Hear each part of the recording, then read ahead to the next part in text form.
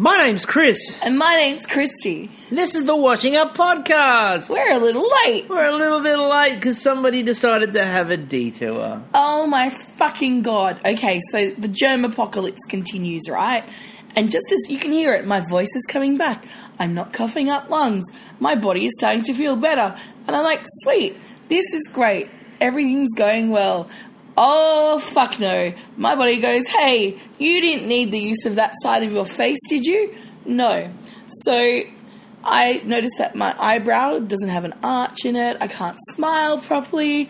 I am an ex-nurse about 20 years ago, and I'm like, oh, let's do those checks. Stick my tongue out. It ain't working properly. When I try and close my lips together and blow my cheeks up, this is what I sound like. So I'm like, fuck. Two options here. It's either Bell's palsy or a stroke. And I'm like, either way, hospital time. So just in time for Chris to get home after a long day at work, I'm like, guess where we're going? And it was off to the emergency department, just in time to miss Masterchef. So. We literally arrived as it was starting. Yeah. And literally walked out the door as it was finishing. As the judgment came down. I mean, I have to say, the New South Wales or generic health service state in which we live in, bang up job, you know. They're doing well. Really privileged to live in a first world country where we have free universal access to healthcare. It's good. So, yeah, that's great. I was happy with it. I was pleased to find out I didn't have a stroke. Oh, I got to have an MRI. Okay. Anyone who has to have a contrast There's diet. food coming shortly, I promise. If you have a vagina, right, prepare for a hot flush down there because you get them with the MRI contrast. All right, so while Kristie chokes off the back of her MRI hot flushes, let's talk about Masterchef, shall we? Because let's do this. I warned everyone last night. Yep. I'm coming off the long run-up. And That's the rant. Tonight didn't help me. No. All it did was the run-up, rather than like coming off the really long run-up as a bowler, I'd be kicking off the back of the stand. Yeah. Like I'd be coming, forget off the back of the sight screen, I'd be coming from down the stand, over the fence, around the sight screen, and then I'd be bowling. That's how far my run-up is tonight. I'm a little bit pissed off. It's like peeling off my leg. Another ECG tab. Oh, God, you got ECG tabs everywhere. Fucking multiplying. So, last night... Yes. Last night we had a team challenge. Now, we did. In honour of State of Origin, I assume, with red and blue teams and a team challenge. And much like at the end of a State of Origin game, one team thought they got robbed and was probably right. Yeah, it was... Look... No, it started off in the greatest way possible. Well, we started... Fucking helicopter ride. Yeah, okay, that is amazing. Like, who wouldn't want to go in a helicopter? They're so cool. If you can't tell, Kristie has a bit of a thing for helicopter rides. If I wasn't so shitty at maths, if I didn't have dyscalculus, I would so be a helicopter pilot. Yeah, and if I had a bit of spare cash to throw at it too. We went away last year and... had my first helicopter ride. The only part of the trip that was essential from Kristie was we needed to do a helicopter ride. Because I was a bit worried because I've got a fat ass and I'm like, I might be too fat for helicopters. Guess what? No, bitches. There are helicopters made for all sizes. Otherwise, how do you think Clive Palmer gets around? I didn't think he did. Yeah, so I called this, I think they were Blue Yonder. Blue Yonder? Well, interesting you say Blue Yonder. Because that actually links me back to Masterchef. So while she's thinking about that, I have to link back to this because you know who didn't understand the term Wild Blue Yonder? Huda. Huda had never heard this one before. Which I do have to then ask the question, Huda, how the hell do you understand us? Yes, because we say weirder shit than that, and you get us. And Wild Blue Yonder is like used by so many people. So we'll get you hanging out with my mum, Huda. She will teach you all the things, like freeze the balls off a brass monkey, useless as tits on a bull. What are else some of her favourites? Couldn't drive ducks to bloody water. What do you need? An engraved invitation from the Queen? She's got them all. We'll bring you down, Huda. Anyway, so there was a show. And we started off with the captains, and you had to pick a captain and a vice captain. to go and get on the helicopter to then fly off to a restaurant to go and look at their menu. I like to think that they did a game of memory to see who should be picked. Well, they should have, but they didn't. Now, I like the fact that Jess was trying desperately to hide in the corner. And they're like, oh, there's a dessert. Oh, we should definitely take Jess. And you just saw Jess go, what? And Aldo goes, well, I'm not fucking going. Jess should go. Jess should go. Aldo very quickly, take Jess. No, as I pointed out last night, I would have been a bit of a dick about this, though. Why? They would have gone, we need a great memory. And it's like, I'll do it. All right, now, who's your vice captain? For what? For the challenge. This challenge? Who are you? Oh, okay, we'll find a new captain. Oh, I'll be captain. For what? The memory challenge. What memory challenge? Who's your vice captain? What vice captain? What for? And it would have just gone in circles forever until the point where Gary, where George would have come over and yelled at me. Yeah. As we know, he's very good at doing. So they pick their captains, and you've got on one side of the equation, you've got Sarah. Yep. And Jess is her vice captain because they decided they needed to take someone who could do dessert. Well, luckily, Jess can. Now, the red team was kind of a bit interesting too. Because I was sitting there going, who in their right mind would volunteer? Lisa's hand shot up. Fuck yes. And you know what? I love Lisa. Her lipstick is fucking amazing. Her lipstick's always on point. The food she cooks is always good, or in the, fucking montage of mediocrity, so she's cool. And so they also then decided, we need someone who's good at desserts. Reese, you can go with her. Well, he is good at desserts. He is good at desserts. And so they get in the chopper. Get to the chopper. And I know... Attention all MASH personnel. Attention all MASH... Look, get to the chopper is a bit of an easy joke. So is attention all MASH personnel. But hey, we have a podcast so we can do things like that. My thing is as soon as they said that, I'm like, oh my God, I wonder if they're going to have to go back to the Masterchef kitchen in the chopper and rappel down the chopper, from ropes. And then down below there's George, all dressed up as radar. Attention all Masterchef personnel. Carrying his teddy bear. Yes. That would have been awesome. So we had... They went off. They looked at these dishes. So they went to the Postmasters. What was it called? Yeah. Royal Exchange. Royal Mail. Royal Exchange. Royal Mail. Yeah. Royal Mail. Exchange is a famous hotel in Adelaide. And they went down. They went down there and they looked at all the different dishes and they had the poached apricots, which the poached apricots looked good, but it just looked overtly complex. The blue team got the cherry ice cream. Cherry pit ice cream. Which I thought was quite interesting how they came up with that. It was an interesting concept. The blue team also got the blue eye main. Yep. Which was blue eye, blue mussel, and blue devil. Oh dear. So cooking thistles. I would have called that dish triple red. Because I'm an Australian. And if you get a blue cattle dog, you've got to call it red. I know. So I thought that was really interesting, especially the thistles. That was an interesting little step there. Yeah. And then, of course... I wonder if they'll be available at Coles shortly. Possibly. Who knows? I like the idea of them being in one of those budget packs. No. I like to see them packaged up in 6 million, tons of plastic. Down, thistles are down. Do. No, and... Then the red team also for their main got the barbecue lamb, which was a weird barbecue lamb. Look, I don't like criticising the celebrity chef's food, but I thought the lamb looked shit. I know. Tell us what you really think. I will. It wasn't really charred. It was sort of. It looked a bit greyish and a bit sad, really, and. Yeah, it looked like it had been sous vide, but it looked like it had been sous vide within an inch of its life. And then charred. And then not even really charred. They thought about charring it. And then thought better of it. But overall, getting away from what the dishes were, to send 2 people in to observe a chef who does this shit day in, day out, created this dish, and expect them to memorise it, that is going to be a testament to those people's skill. And George complained that when Sarah got back, she wanted to write the fucking thing down. I'm like, George, she's not going to remember it for the whole fucking day. And you have to add into that, if you don't write it down, you're going to then have the stress of running a kitchen on top of that and directing other people. So to have something written down, like my favourite piece of the night, Reese's art, it's dignity. And I'm paying him out because mine wouldn't be much better. But it got the job done, you know. He was like, this, and did arrows pointing to what it was.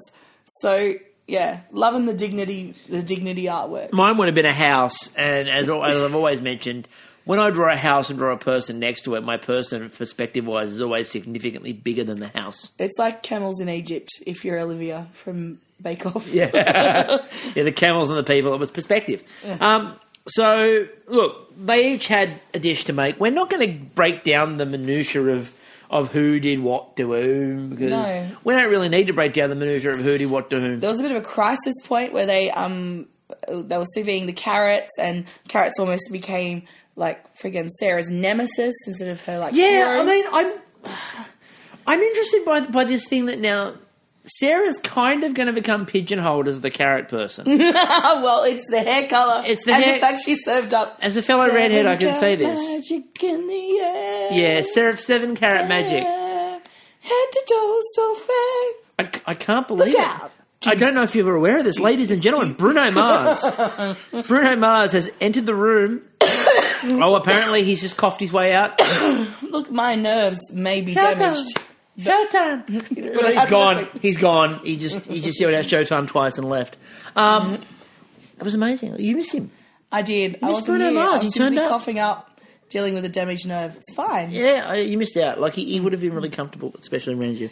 So Sarah and carrots, right? So Sarah and carrots. So the fascination with Sarah and carrots now, unfortunately, next time they have a challenge involving carrots, everyone's going to turn around to Sarah and just sort of go, "Oh, well, you know, you're the carrot queen. I mean, what are you going to do with those? You know, the Countess of Carrots. George will come over. You know for your carrots. You're famous for your carrots, yeah. You served one up raw, so we could remember what carrots tasted like. Yeah, like as Matt said, that raw carrot reminded us what the other fucking 7 types of carrot were supposed to taste like.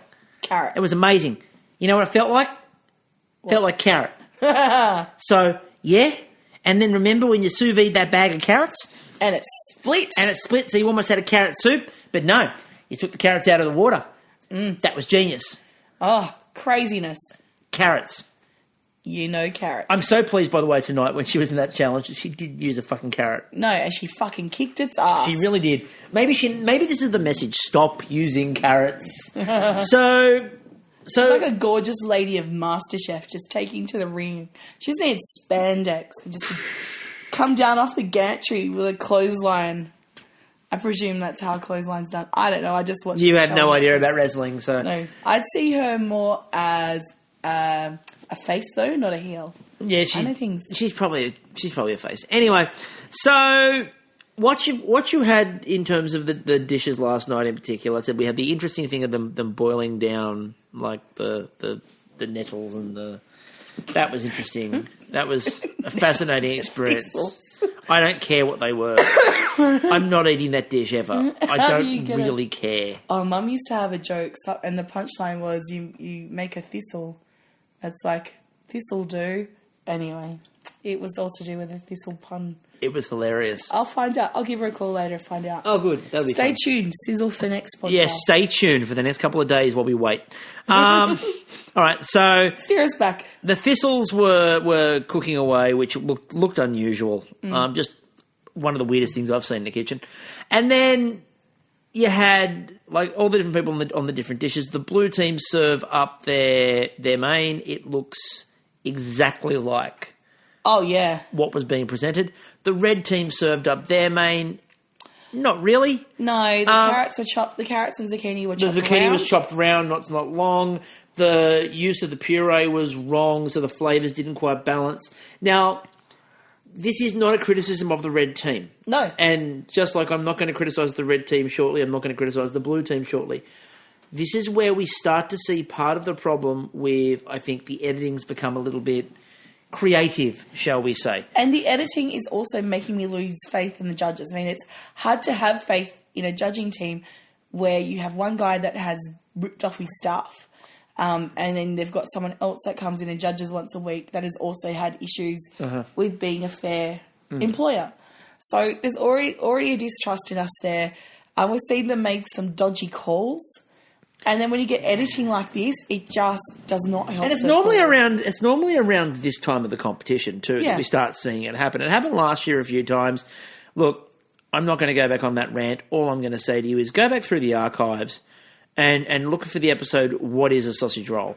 It is our highest downloaded episode, and it was an epic rant from me about the day that Carly last year decided to make what wasn't a sausage roll and a sausage roll challenge and won it. So rather than get sent home, she won. So the blue team nailed their dish and they said they couldn't fault their main at all. Yep. The red team, they had a few flaws with their dish. It wasn't horrible, but they had a few flaws. And they were obvious. It wasn't like a flavour thing. It wasn't one element that was missed. It was a few elements on that dish that made it. Yeah. The red team, for their dessert, on the other hand, they had a couple of big dramas. They had the crumb, which wasn't working. No. So they put it back in and Reese just went, I'm going to go off feel. Instinct, yeah. I'm going to go off feel and instinct and redid the crumb. And good on him, because you know what? Like anything, when you're doing things in a larger scale, it's not necessarily the same proportion. Like your seasoning can be off. Like I was talking to my hairdresser the other day, and she's this lovely, gorgeous Muslim woman, and she was saying that she had to cook for 40 people for Ramadan and how hard it was to cook and not be able to taste as you're seasoning and going along. And basically, oh God, I fucking hate this. I'm losing my point. Let's talk about this. What we were talking about before? We were talking... Oh, yeah. Proportions. And she goes, something that I cook, usually for 5 to 6 people, I'm now cooking for 40 people. She goes, and the seasoning's all off because you just don't know. This is what happened to Reese, and I'm really glad to see that he just went, nah, fuck it. Yeah, so he rebalanced it up with Samira. They rebalanced it and went, yep, okay, that works. Although he kept telling Samira to do stuff. Yeah, you need to fix that up now. And then Reese would just walk away, and it's like, Samira's like, hey, I'm over here. Meanwhile, Huda is over with a pot and apricots and... millions of peaches. Peaches for free. I wouldn't have wanted to see any more apricots ever again if I was for me. Look out! She's like the president of the United States. If I'm Huda, I don't need to see another apricot as long as I live. Peaches? Peaches and... was it apricots? It was apricots. Oh, sorry, everyone. My germs and brain are just fucked. So there were apricots all over the place. There were bags of sous vide apricots. I wouldn't apricots coming again. That'll do. That makes perfect sense to me. So she's trying to get these... it was just like non-stop. And I'm like, I wouldn't. No, I wouldn't. No. Fucking you know what I'm going to do? You know what I'm going to do? I'm going to put a full apricot on the middle of the plate. There you go. Fucking eat around that. My poor dad, right, has this awesome old apricot tree out the front of his house in the country, and it produces the nicest apricots. Now, you think the birds would get to him before he could pick it, but no. Birds don't hang around out there. It's too far away from anything. No, the fucking asshole neighbour nicks in and picks them off the tree before Dad can. It's easy to find him. There's not many people in the town. No, it's like, oh. It's like, fucking what, 6 neighbours. people? Oh, probably about 30. And a mobile tower? And a mobile phone tower now. And a cafe. There's a pub, and if you're really lucky, right, you go to the pub and you order your meal with your salad, and it's very 80s.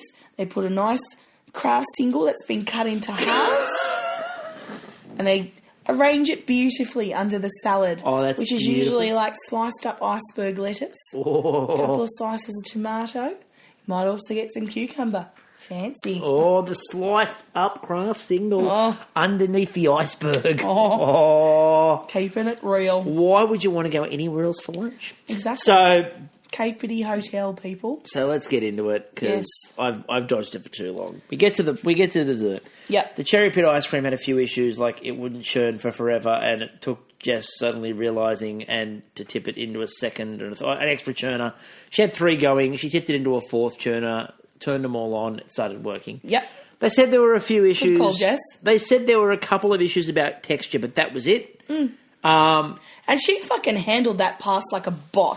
She did. She was just like not taking shit from anyone. It was the moment where Ben was there and she turned around and just screamed at him. No, she didn't scream. But I mean screamed at him in a good way. Yep. It wasn't a screamed at in terms of, what are you now doing? It was very ordered. It was very structured. Yes. And Ben just snapped and went, Yes, ma'am. yes, I'll do this. She just like went into full Lucy Liu mode. Exactly. And I mean that, and I'm not like... It sounds like I'm being a white woman, Asian stereotyping, but when Lucy Liu wants like that dominatrix scene... Snaps into gear. Just boom. It's perfect. Yeah. So, and then we had all of that happening on one side, and they served that up, and they said there were a few textual issues, but overall that was a really good... And George actually said the phrase, it's very hard to fault it, and the only way we can fault it is because we've got the original here to compare it to. Yeah. Exact quote. Remember that. Yes. Then... Yes. The red team serve up their dessert, and they suddenly decide it is the greatest dessert they've ever tasted. Yes. There is no dessert ever finer. And they've gone... Like all desserts before this and they've gone, oh, we think we've got a good call here. Yeah, we all think we know what's happened. Yeah, we know what's happened. Now, at that point, if you turn to Twitter, everyone on Twitter is saying the same thing. It's not close. No. Right? The blue team has won this really easily. Yep. 2 solid serves. So imagine everybody's surprise Yep. when they announced the red team clearly won this challenge. Now, I was happy that the red team won because Hood is safe. Like, that made me happy. All right. But, okay, I'm sitting back, people. Take it away, Buchanan. The editing on this show is absolutely horrendous. It is bordering on criminal in this episode. The reason it is bordering on criminal in this episode is the way they set this up and the way that they actually showed the judging. They gave you absolutely zero impression that there was anything really genuinely wrong with the blue dish. They told you there was plenty wrong with the first red dish and then still awarded it to red. Now, I have no doubt that they actually criticised the blue ice cream far more heavily than that. But you've got to show it. You have to give your audience context. Otherwise, the audience loses trust with what you're doing. And the audience starts... This is where you start getting people who unfairly get labelled as being favourites by the audience. Now... My complaint about this episode, my complaint about this judging, my rant about this episode has zero to do with a single person in the episode themselves. I do not have an issue with anyone on either of those teams. I think everyone cooked really well. I think everyone did a brilliant job. What I do have a problem with is the editing that basically made both teams out so that the blue team looked amazing, the red team looked like they'd really stuffed it up, but they rescued it with a dessert. But then it looked unfair that the red team had managed to win. I was really pissed about this because it just doesn't seem like they balance it up. Now, again, when you go back over it and have a look through it, were there flaws with the blue team's dishes? Yeah, there were. They never mentioned them. They didn't talk about what the problems were. At no point did they raise the fact that there were problems with the blue team's dishes. They just went, they're great. And then tonight, to the start of the episode, they tried to cover it up by going, it was really hard going to elimination because we didn't cook badly. The other team just cooked better than us. And they clearly threw that line in there to try to rescue it because they watched it back before they put it out and went, oh shit, that wasn't really balanced. We need to balance this a little bit more. The blue team felt like they were robbed. Were they actually robbed in terms of flavour? Look, probably not. I trust what the judges taste. But as an audience, if you don't get that explanation, it comes across like they just picked someone they wanted to win. Well said. Well said. And I feel you because it's about giving us, the audience, a chance to trust the judge's judgment. Yeah. And it's very difficult to do that in this situation when we're getting one message that blue team are serving up blue team realness and red team have made a big error in the main, yet and they threw the decision over to the chef from the Royal Mail. They said to him, which one of those desserts which one of those dishes would you be happy to serve over your pass? And so they gave up their responsibility and threw it onto an outsider. But the other thing was, his comment was, their comment to it was, which of these dishes would you be happy to? Not which of the 2 dishes. Yep. So he picked the dessert.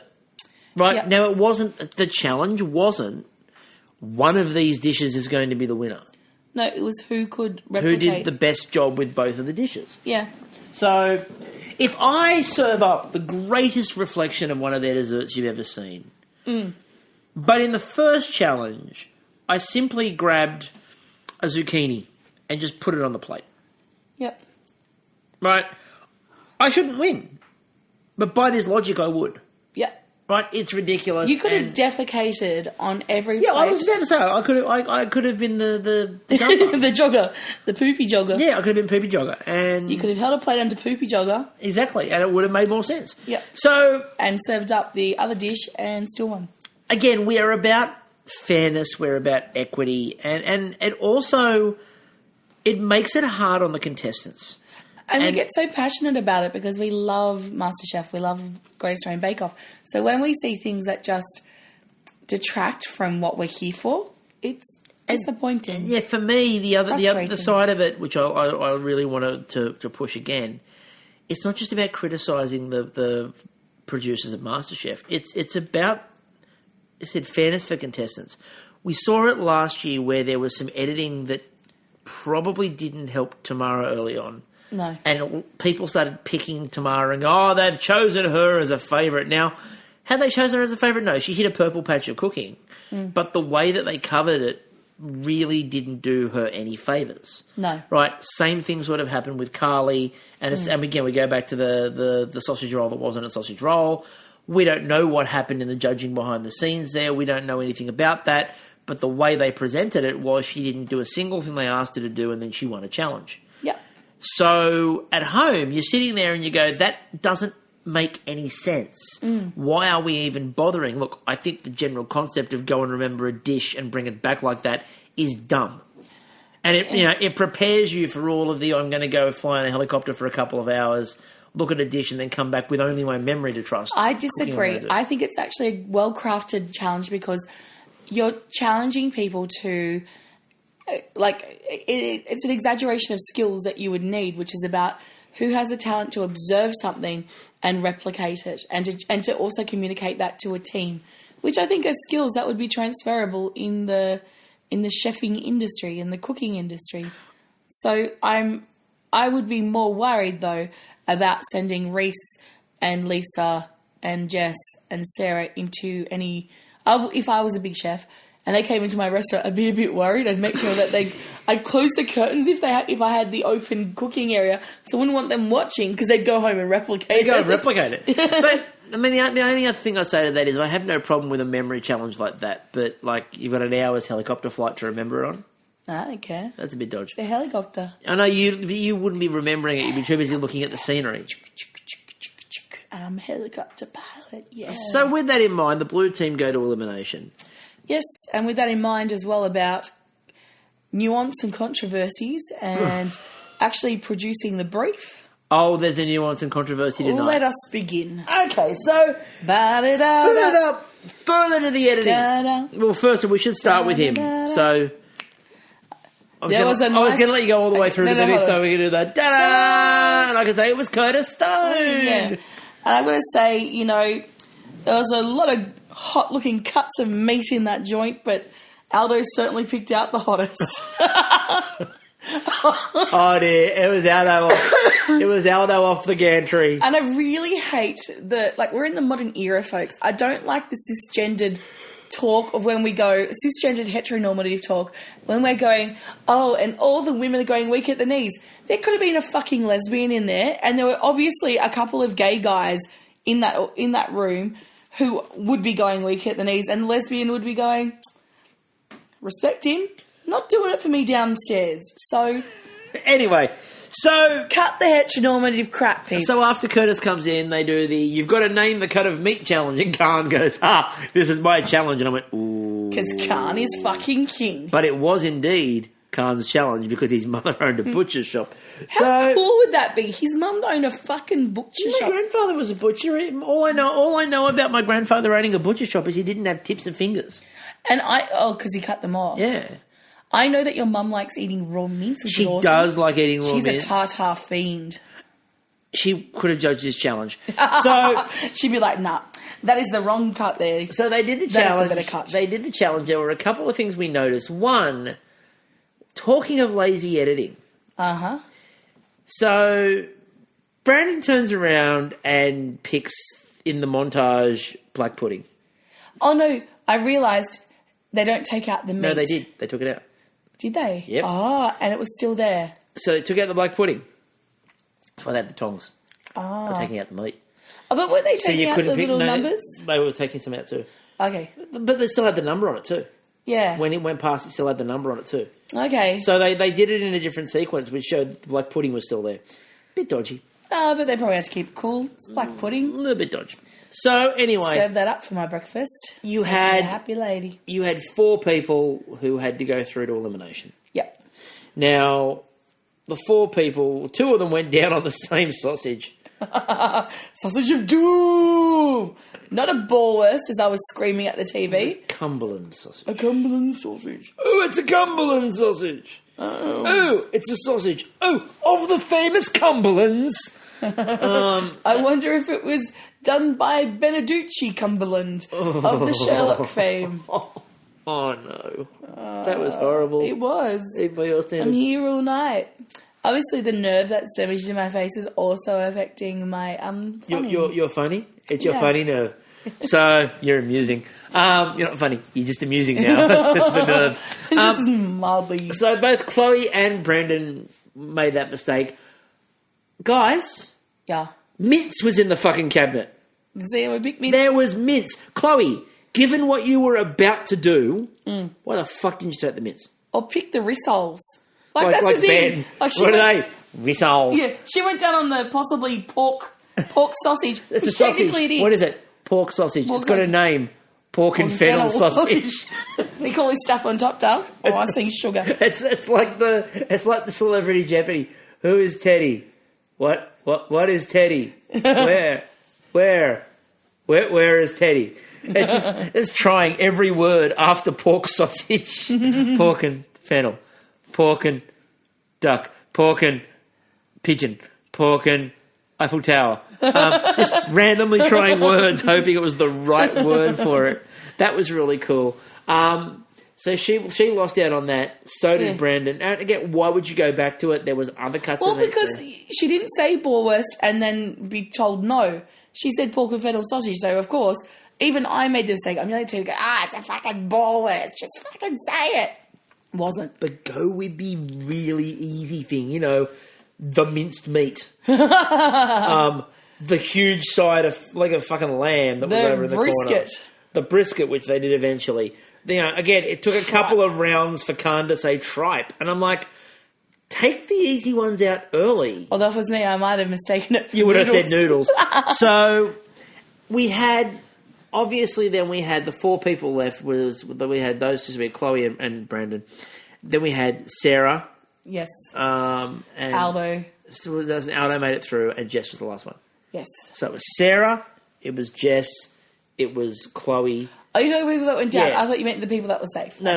These are the ones who went out. So They're going down so on me. they had to do a challenge, and the challenge was they had to first of all watch Curtis Stone butcher a hunk of meat. Oh my God. It's like on YouTube, I'll have to find a link and put it up, people.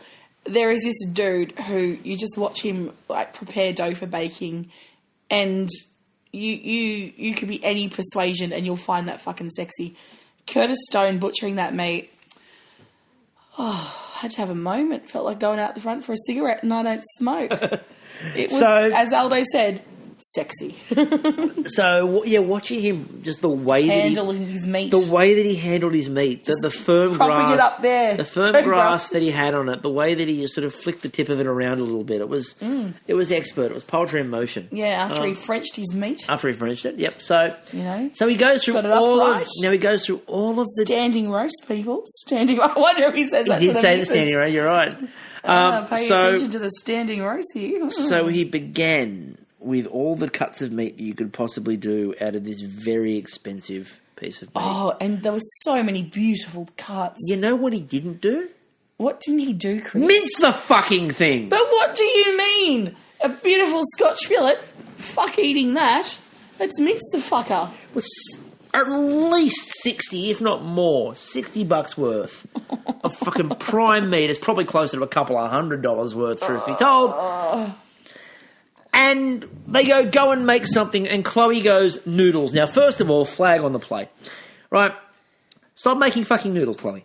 But, okay. It's what she's good at. Okay, it's like Gina's pasta, and she wanted to be safe. I'll give you a little bit of a pass. Because she knew it, and she wanted to be safe, and that's fair enough. I'll give her a little bit of a pass on the fact that she made noodles again. Yeah, and it wasn't an invention test. It was a test to be safe.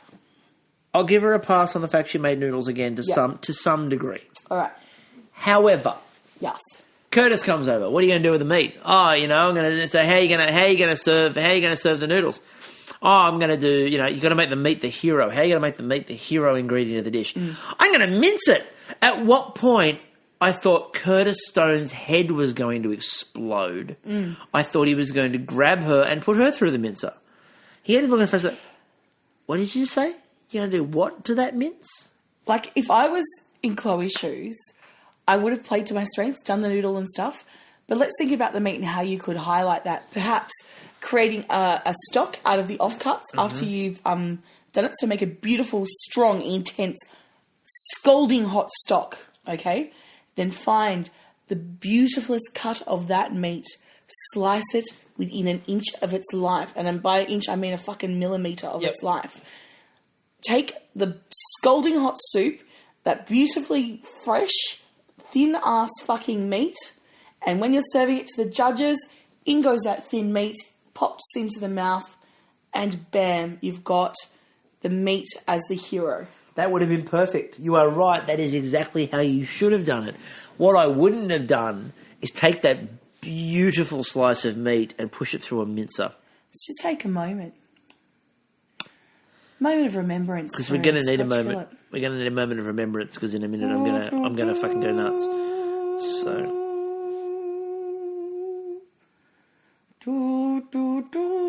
It's not good podcasting. We're going to move on. Okay, yeah. So.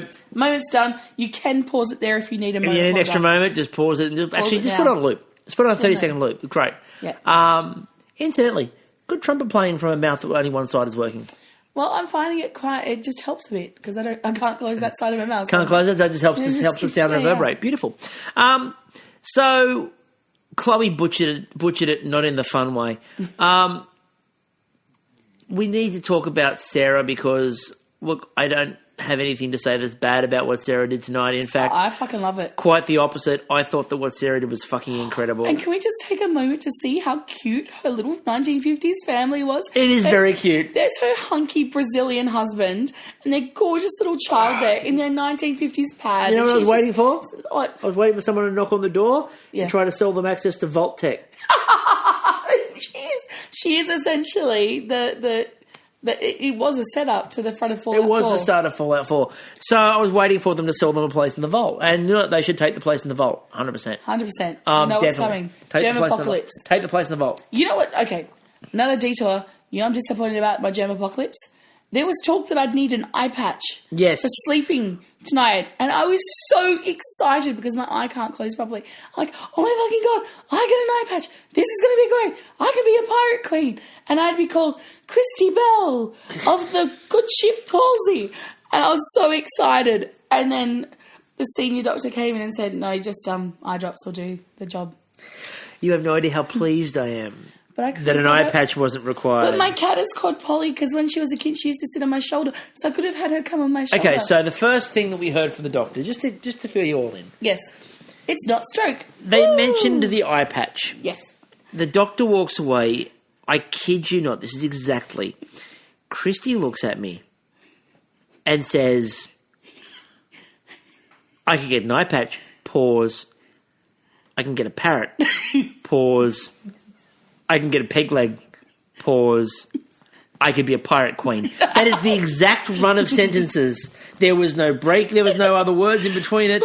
This is 100% exactly what she said, word for word. Look, something good has to come out of the fact that half of my face looks like it's been hit with an iron, okay? It's like, I'm laughing here at the moment, and one side of my face is showing how ecstatically excited I am, and the other half is just going... The other side looks thoroughly unimpressed. The other side of me just looks like RuPaul at the moment, you know? It's like I don't need Botox. Everything is just unlined and expressionless. One side of your face says, sachet, you stay. The other says, sachet away. Shantae, you stay. Sachet away. I don't care. Yeah. All right, so we had Chloe screwed hers up. Sarah, on the other hand, to get back to what she actually did in the kitchen, that meat was incredible. The searing and Curtis Stone's advice.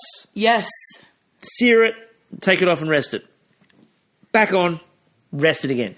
Oh, and she did it. She's like, yep, I'm listening to him. He knows his shit. The seasoning was great. It looked so good. I wasn't going to cut that up. I would have just grabbed it. Sarah. I would have just grabbed it and eaten it like it was a Flintstone. You could have popped that down in front of your perfect family and just been a fucking spread in, I don't know, Home and Garden or... Yes. It would have been amazing. It would have been amazing. Yes.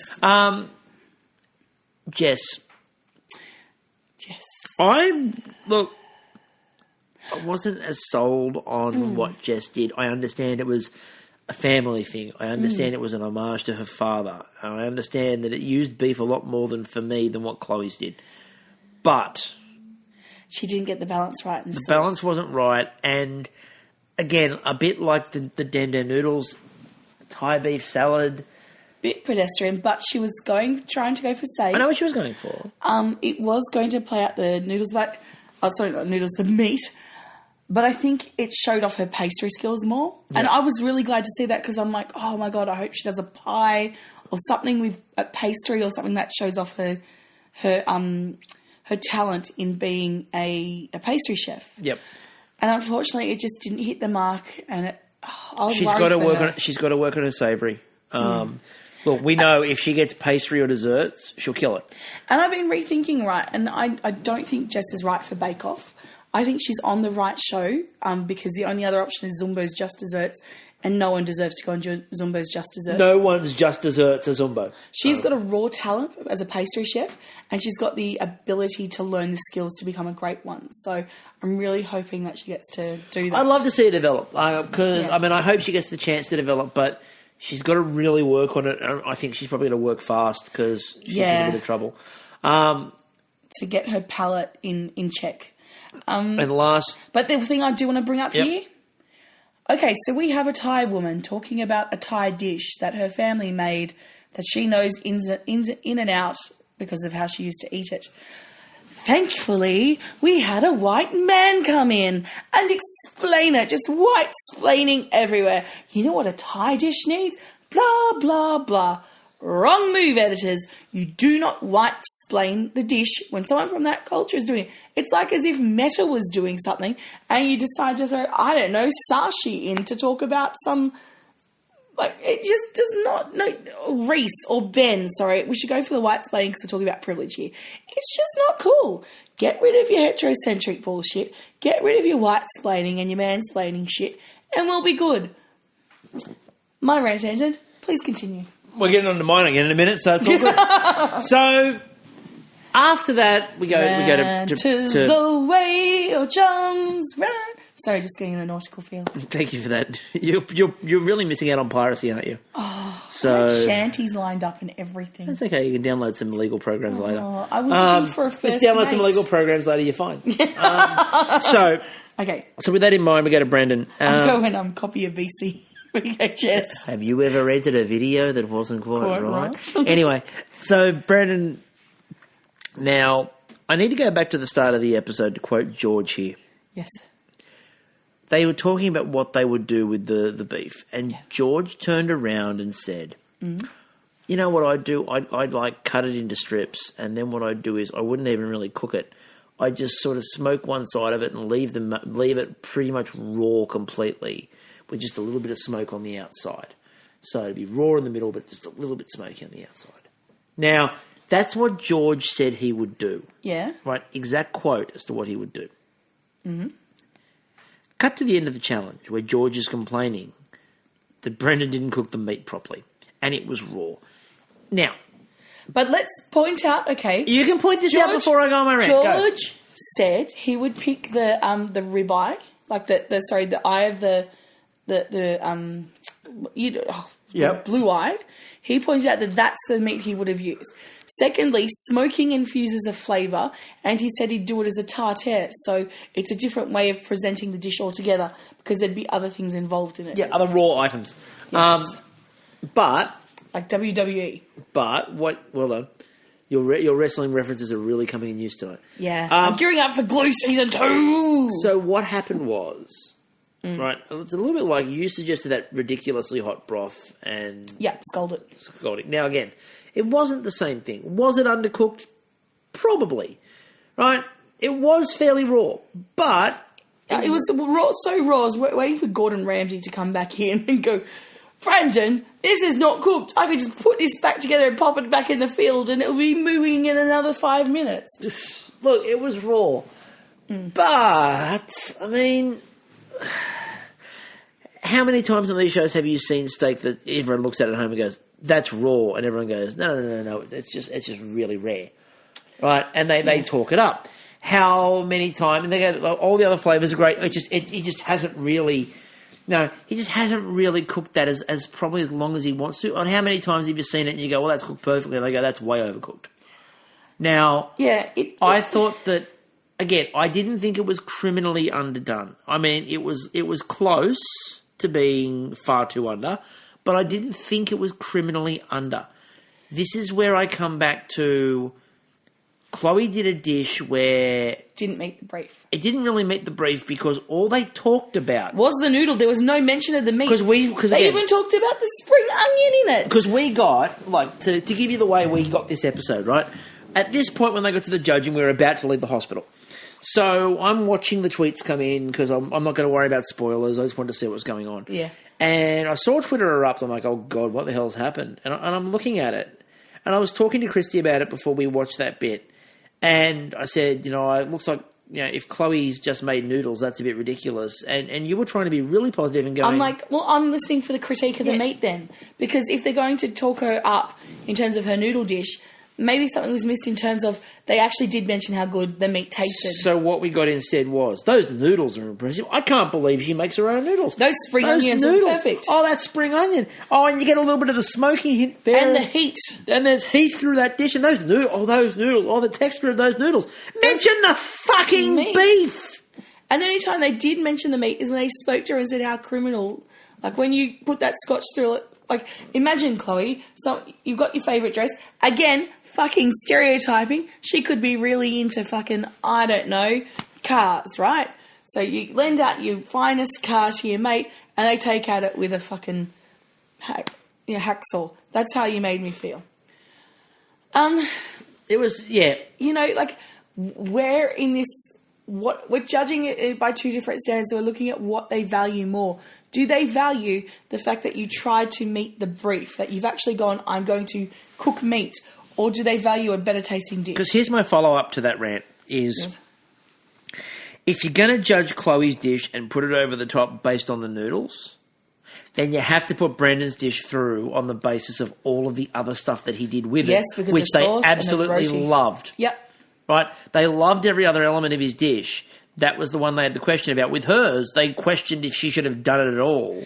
And then, on top of it, you get Jess coming in with a Thai beef salad that the sauce wasn't balanced, and that's what makes a Thai beef salad. A Thai beef salad is separated from a normal salad with beef or with chicken. It'd be a Thai chicken salad. By the sauce that goes over it and the herbs. And the thing was that Jess even sort of admitted that she didn't. Yeah. Jess said she didn't get the balance right. And that part wasn't a case of people explaining to her about how to balance it. No. That was a case of her going, yeah, it's not absolutely quite right. No. She was, but she'd already explained that. She explained she knew what was needed, and that she wasn't able to produce that. So I really feel bad for Brendan. I mean, I think look, the victim of Cobram. King Cobram. Yes. I'm sure he has a sponsorship deal lined up as part of the settlement. Or a really good victim's compensation claim. Again, I think Bryden's represented him. Ever been injured at work in an accident? We can help you. No pay. And they got it on camera too. Yeah. So, look, he'd been developing pretty well. I don't think he would have lasted too much longer, but I think he probably should have gone at least another couple of weeks. Yep. I think Chloe's looked a bit tired. And Jess, if you combine Jess and Tim Talon, you would have the ultimate fucking Masterchef. Because tonight, if you put Tim in Jess's shoes... You do a meat challenge a couple of weeks after Meat Bay goes home. I know. It's not really a meat cute. Ooh, well done. Yeah. You're back on form. Right at the end of the podcast, you're back on form. Just trying. You're kicking into gear. Just getting reprogram my neuro pathways. Reprogramming yourself. So Chloe looked a bit... She's looked a bit out of sorts the last few weeks, and I feel for her. But... You know, Brendan goes home. That's a bit disappointing, or it's very disappointing. All we ask for, and I feel like I ask this every season, all we ask for, a bit of consistency, right? Be consistent with the way you show the judging. Not even in the way you judge, because they probably judge them differently. Show the judging fairly. Show them judging the same elements, not picking random different elements that don't add up to the same sort of thing. Because it makes the people at home start questioning your judgment. Because tonight it essentially felt like Carly again.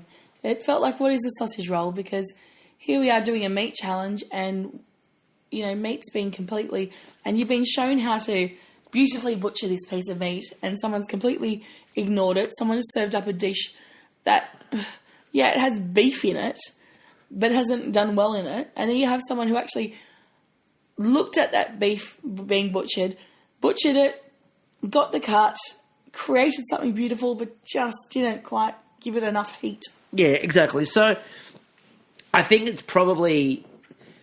I think the other big problem I think they have too, we'll finish up on this note, is I think that the big problem they had this week is that they went Nigella week into Gordon week into this week, which was really kind of nothing.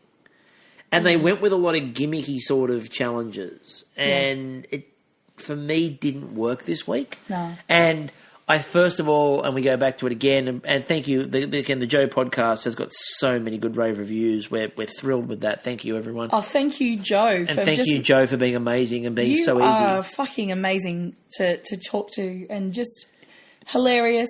But Joe went home off the back of a challenge which we don't agree. We don't think should put anybody into elimination. No.